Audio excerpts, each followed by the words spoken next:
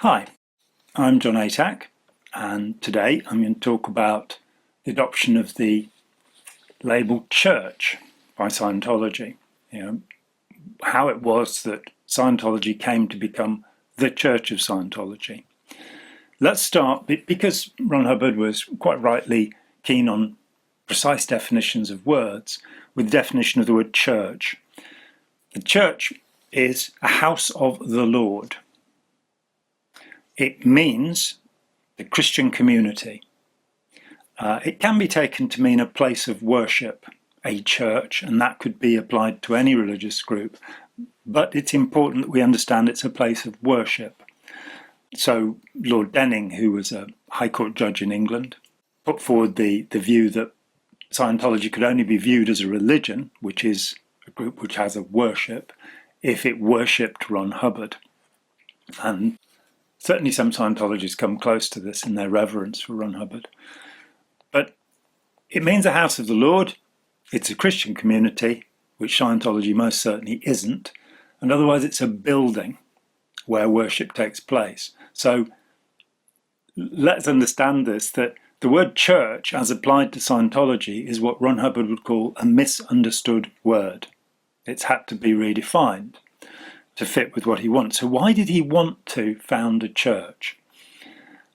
Now, he'd had some trouble with the New Jersey Medical Authority when they sued the Dianetic Foundation for practicing medicine without a license. All sorts of claims of cure are made in Dianetics, the Modern Science of Mental Health, his 1950 book. And those claims are not substantiated. They can't, Scientology doesn't cure asthma, cancer, bursitis, short-sightedness, leukemia, and it doesn't raise people from the dead, as he would later claim. There are no examples of this whatsoever. But he was in a difficult place, and he'd lost the rights to Dianetics. He'd sold them because Dianetics had gone bankrupt. He'd spent all of the money, basically, and left it with Don Purcell in Wichita, Kansas, to tidy up and carry on with. And he needed something new. So in February 1952, starting in Wichita, Kansas, and then moving to Phoenix, Arizona, he set up Scientology. And Scientology would move towards a different status. He had started really with a psychotherapy, Dianetics. Now he was moving somewhere that was legally a lot safer. On the 10th of April 1953, Ron Hubbard wrote a letter to his immediate deputy, Helen O'Brien, who was the head of the Hubbard Association of Scientologists.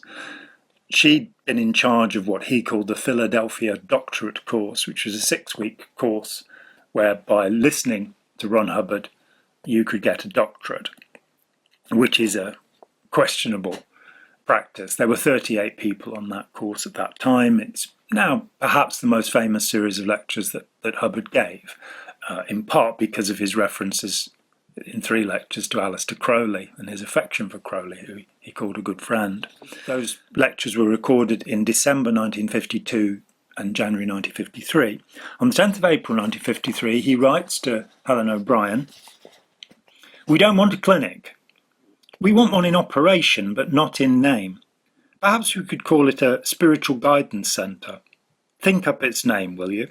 And we could put in nice desks and our boys in neat blue with diplomas on the walls, and 1, knock psychotherapy into history, and 2, make enough money to shine up my operating scope, and 3, keep the Hubbard Association of Scientologists solvent," which he wasn't doing very well. He wasn't really to make much money again until the 1960s. It is a problem of practical business. And the next line is the startling line. "I await your reaction on the religion angle. It is a problem in practical business." In my opinion, we couldn't get worse public opinion than we have had, or have less customers with what we've got to sell. So Helen O'Brien kindly shared her letters with me back in the 1980s. She also wrote an excellent book called Dianetics in Limbo about her time with Ron Hubbard and the catastrophic effect that had upon her life, leading to the suicide of her partner, John Neugebauer.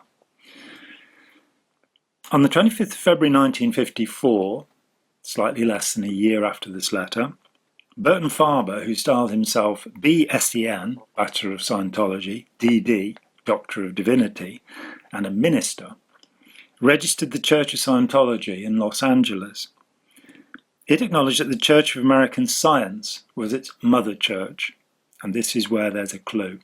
Hubbard would later suggest that he wasn't the one who'd put forward the idea of the church, but the truth is that 3 months before, in Camden, New Jersey, he had registered on the 22nd of December the Articles of Incorporation of 3 supposed churches. The Church of American Science, which was to act as the mother church for the propagation of a religious faith known as Scientology, the Church of Scientology, and the Church of Spiritual Engineering, which I don't think was ever activated.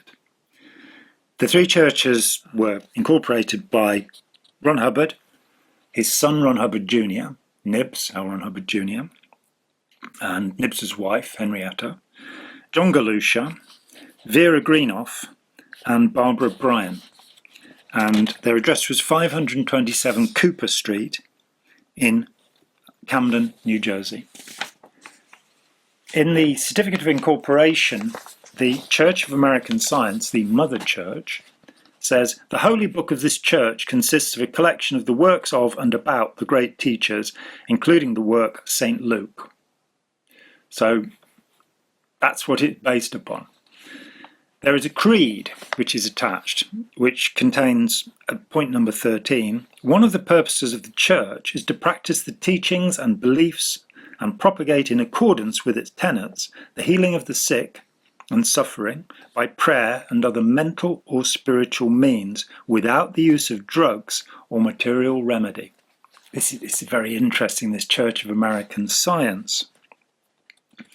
On the 5th of March 1954, within 2 weeks of registering Church of Scientology in Los Angeles, Ron Hubbard is awarded the degree of Doctor of Divinity by J. Burton Farber, who styles himself a doctor.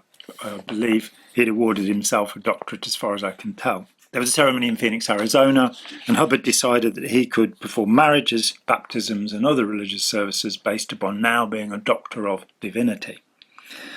I'm not aware that he did ever perform any ceremonies, and if anybody knows about that, I'd love to hear. 5 days later, on the 10th of March 1954, in a letter headed "Dear Associates," Hubbard announces the existence of the Church of American Science, the mother church, and the formation of the Church of Scientology in California. He doesn't explain where the Church of American Science is registered, or that he'd registered it, and indeed the Church of Scientology, before Burton Farber.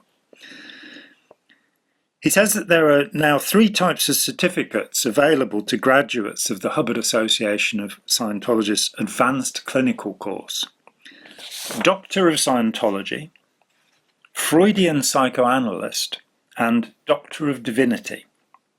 And associates can sign contracts with either the Hubbard Association of Scientologists or the Church of American Science. Farber's Church of Scientology, which will become the Church of Scientology of California, has a contract with the Church of American Science, which empowers it to issue ordinations, it can make ministers, with the payment of a tithe of 20%. Other Hubbard Association of Scientology associates can also organise their own Church of Scientology in their areas by applying to the Hubbard Association of Scientologists, which will then forward the application to the Church of American Science. And this is a statement from a Professional Auditors Bulletin of the 7th of August 1954. Now, Hubbard has put it about that it's Burton Farber who's come up with this idea of the Church of Scientology, and as we've seen, that's not in fact true. So here we are with Hubbard talking to his, by this time, fairly small following. It's a following in the hundreds. And why Doctor of Divinity? There has been some stir amongst auditors concerning the fact that Scientology has allied itself with the Church of American Science. why a Church of Scientology has come into existence, and why auditors qualified by training and personal attainments are applying for and have received ordination as ministers in these churches. To some, this seems mere opportunism.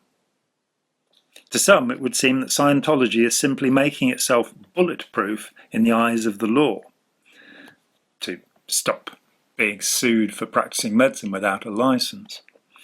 And to some, it might appear that any association with religion is a reduction of the ethics and purposes of Scientology itself. There are many, many reasons. Amongst them is that a society accords to men of the church an access not given to others. Prisons, hospitals and institutions, and those who manage them, cannot do otherwise than welcome men of the church. I do not see then any inconsistency of any kind in the issuance to those well-schooled and well-skilled in Scientology the degree of Doctor of Divinity as a passport into those areas where they are needed. Only a barbaric minister is a man of God. In all enlightened religions, such men are called men of wisdom. The clincher is this.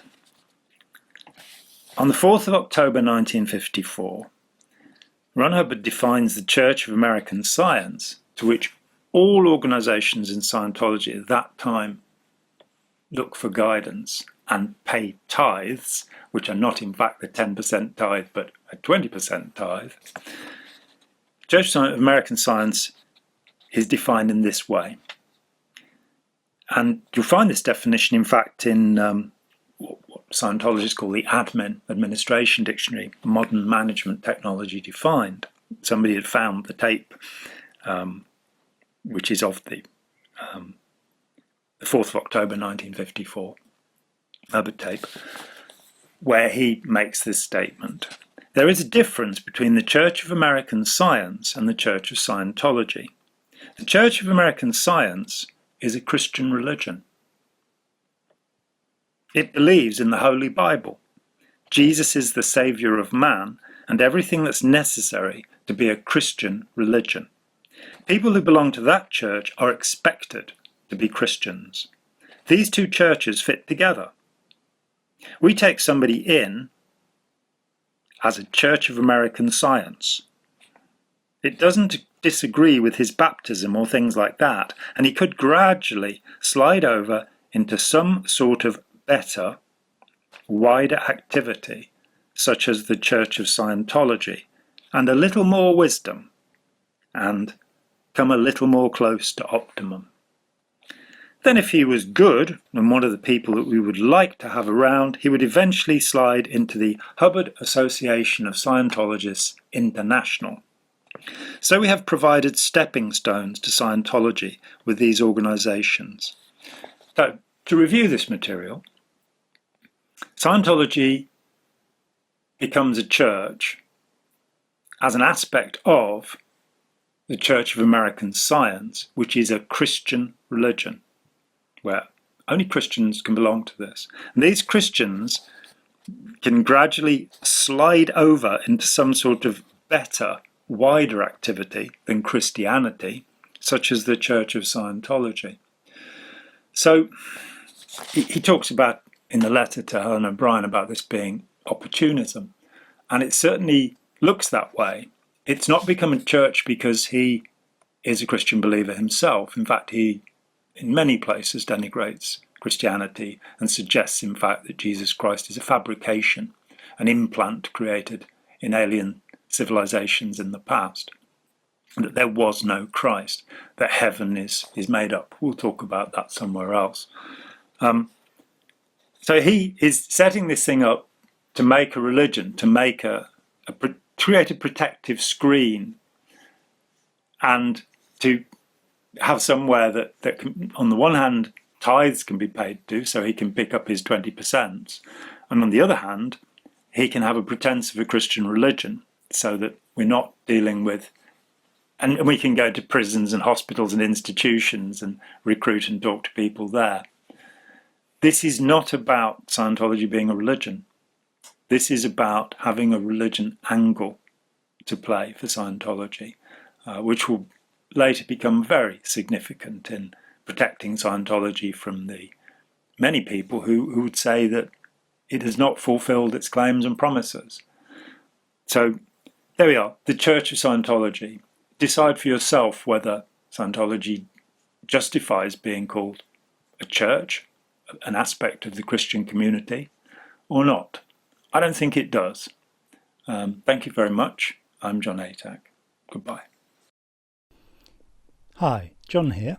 Thanks for watching. We'd appreciate it very much if you would click like, as well as subscribe, and click the bell for notifications. Every dollar helps, and we welcome new patrons on Patreon, or you can make a one-off payment with any currency through PayPal. Thanks so much.